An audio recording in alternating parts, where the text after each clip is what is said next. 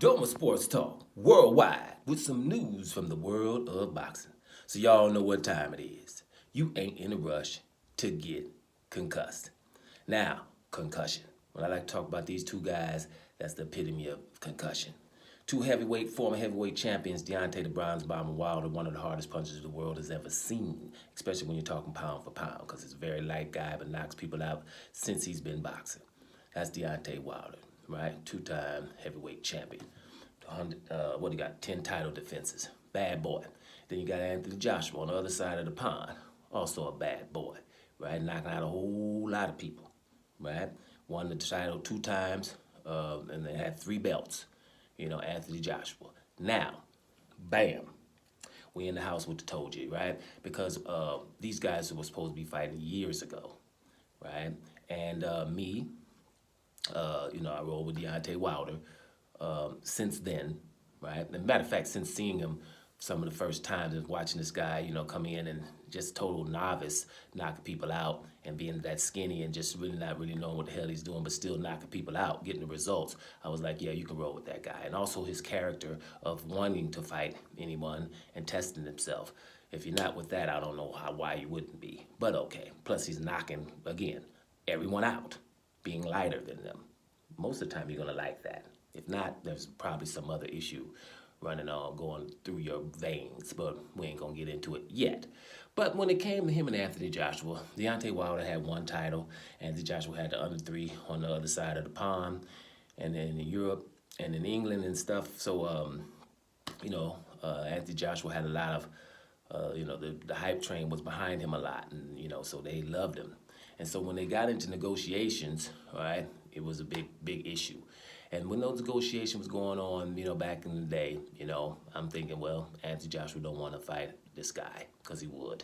Matter of fact, at the end of the day, when it comes to undisputed fights, right, both fighters are supposed to want undisputed.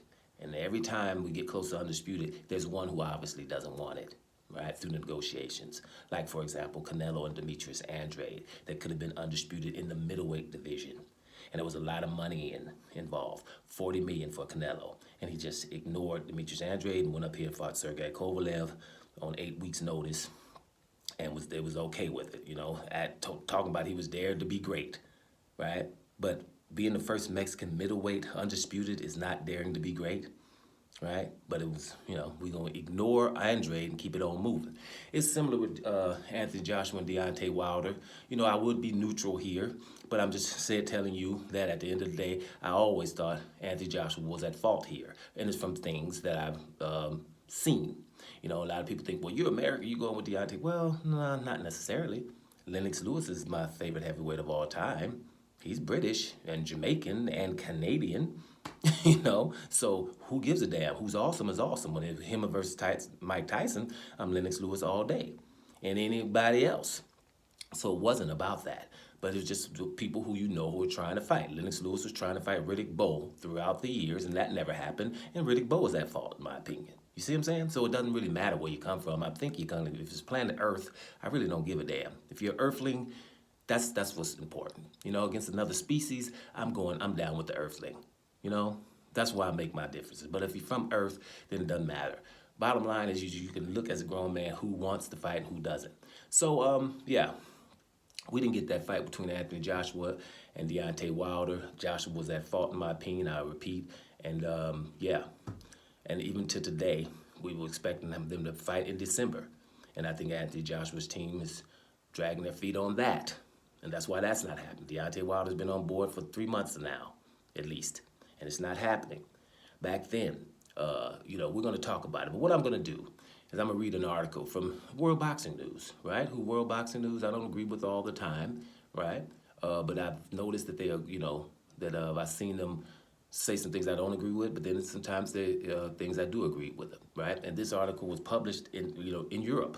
So from that standpoint, Europe would normally be on Anthony Joshua's balls, basically. But let's just read it. They're talking about the fight. Here we go. Deontay Wilder offered Anthony Joshua the price he wanted to fight will forever haunt the Briton as the fight continues to elude boxing fans. There we are. Okay, Joshua, now immortal words come back to haunt him or bite him. Deontay Wilder and his team called the Britain's bluff, with the vast majority since knowing the truth about the now infamous offer. What offer are they talking about? Wilder put together a $50 million guaranteed 50% package for Joshua to face him in an undisputed heavyweight title clash in Las Vegas in a stunning turn of events in 2018, people. Previously, and when offering Wilder a quarter of that figure, Joshua had stated that he would accept the deal if it's sent in that capacity through more than one interview. So he said in more than one interview that he would do something. Deontay Wilder accepted Anthony Joshua's $50 million offer. Deontay Wilder says he gave me $50 million.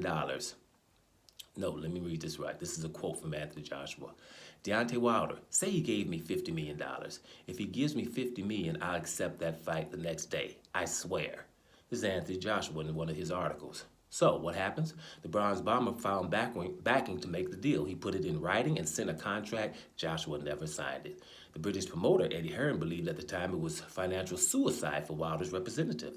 Hearn said the fight would only generate $40 million in the United States. However, Showtime backed the pay-per-view battle, and the T-Mobile Arena came on board with plenty of time to spare. The build-up to the fight was penciled in to be epic. Wilder had knowledge that he had sponsors clamoring to be on board to make up to $50 million fee. A pay-per-view asking price of between $49.95 and $74.95 worked. But with neither Joshua nor Wilder, massive stars on the paid platform, outside influencing the gate and receipts made the contest make the most profit. I hope you guys understood that. Wilder proved against Tyson Fury that they could generate 800,000 to 1.3 million buys, leaving AJ and his team with eggs on their faces, because that showed he was able to generate, right? Add to that, Sky Sports element in the UK, which Wilder would get a cut of, and both men stood to make at least $35 million from pay-per-views on both sides of the Atlantic.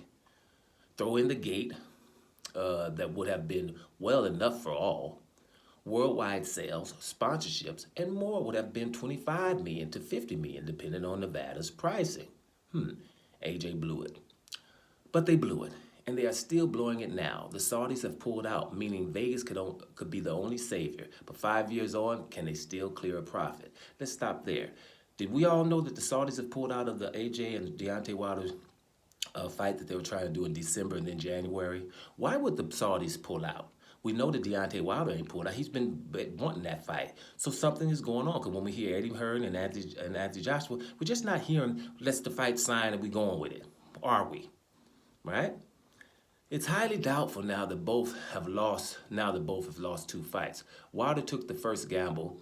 There's no doubt about that. He was willing to fork out $10 million of his purse to seal the chance to rule the world and secure the dream legacy he wanted for so long. 5 years on now, though there are no titles involved and both are scrambling for a payday. Initially, it was a dice roll worth taking for the outspoken American. However, Joshua refused to accept. Tyson Fury stepped in to make way more than $50 million himself over 3 fights. Deontay Wilder versus Anthony Joshua would have been the biggest heavyweight bout since Lennox Lewis and Mike Tyson in 2002. Interest across the Atlantic would have spiked on both sides of the pond, right? They blew it.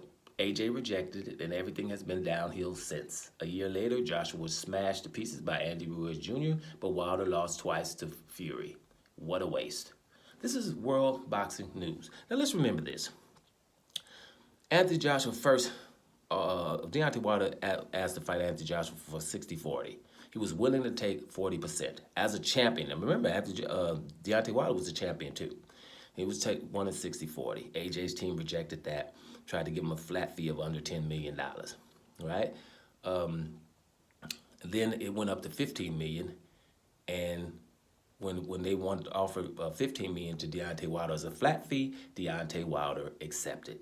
$50 million flat fee, after knowing that he can get $50 million and even more when the gate went up. Or not when the gate went out, when the pay-per-views came in.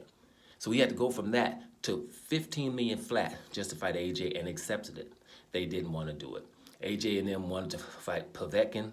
And here's another thing about Povetkin. It was in September. Never forget it. They told Deontay Wilder, we can't get Wembley on that date in September.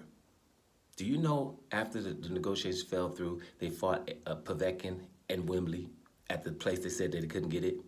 On the date they said they couldn't get it? This kind of stuff was happening. And people were still talking about Deontay Wilder's at fault. Most of these informations were out there. So AJ fights Povetkin. And here's the deal. In America, at the zone at the time, 17,000 people watched that fight. Now, I'm not saying pay-per-view. Free. You were able to watch AJ versus Povetkin for free in America, and only 17,000 people were interested. So, you're about to get $50 million straight up base salary with tendency going up after the pay-per-views. Don't accept that. Fight Povetkin and no one's interested. That's telling you who's at fault here. Yeah, AJ messed up Deontay Wilder versus AJ, one of the biggest fights we ever would have had, and he's messing up today. But the reason he's doing that is because Deontay Wilder is extremely damn dangerous, and Anthony Joshua is extremely damn chinny. Those are the recipes for we're not fighting this guy, probably ever. Bam. Doma Sports Talk, worldwide. And I'm up out of here, y'all.